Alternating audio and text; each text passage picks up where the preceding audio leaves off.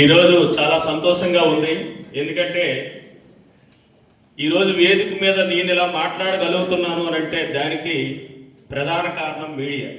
నాకు చిన్నప్పటి నుంచి నన్ను పెద్ద చేసి రాజకీయాలకు పరిచయం చేసి రాజకీయాల పట్ల అవగాహన లేని వ్యక్తికి అవగాహన కల్పించి నీలాంటి వ్యక్తి రాజకీయాల్లో ఉండాలి, నిత్యం మాతో ప్రయాణం చేయాలని నన్ను మొట్టమొదట ముందుకు తీసుకొచ్చింది. నేను 10th క్లాస్ నుంచి కూడా మా ఏరియాలో వరదలు వచ్చినా సరే ఆ వరదల గురించి మాట్లాడడానికి వీళ్ళే 2 మాటలు చెప్పి నువ్వు మాట్లాడి వరదల గురించి ముందుకు పంపించేవారు.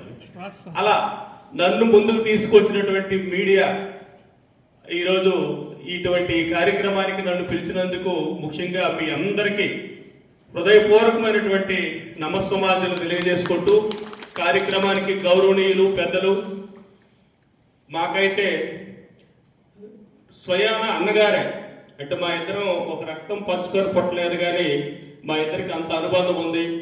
గౌరవనీయులు ఆయన ఎన్నో పోరాటాలు చేశారు.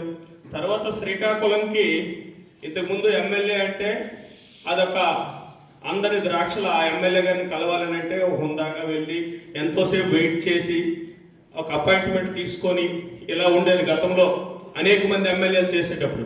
ఇప్పుడు శ్రీకాకుళం నియోజకవర్గంలో ప్రతి ఒక్కరు కూడా ఎమ్మెల్యే అంటే మా ఇంట్లో మనిషి, పదండి నేను వెళ్ళి మాట్లాడేద్దాం, పదండి నేను వెళ్ళి కలిసేద్దామని చెప్పి అందరి ఇళ్లలో ఒక సొంత మనిషిగా సొంత వ్యక్తిగా నిత్యం ప్రజల నాలుకల్లో నానుతున్నటువంటి వ్యక్తి.